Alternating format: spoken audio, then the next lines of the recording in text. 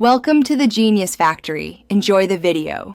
You start by opening the settings JSON so you can make precise changes.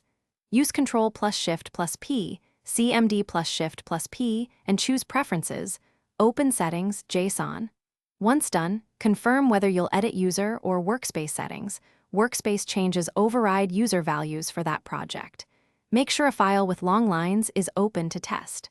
Now you're positioned to add exact key value pairs. This avoids hunting through the UI and ensures predictable behavior across sessions. Now add the core configuration entries to the JSON. Insert Editor. Word wrap on so lines wrap instead of requiring horizontal scroll. Then set Editor.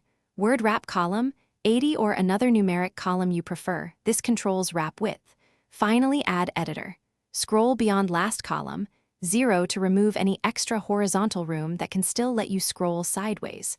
Once saved, VS Code will apply changes. Make sure to test on your long line sample and observe that horizontal scrolling no longer appears.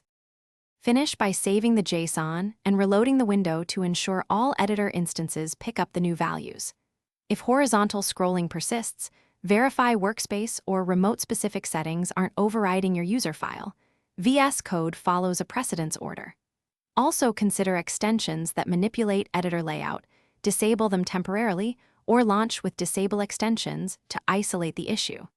If a language-specific override exists, remove it or add the same wrap rules under the specific language block.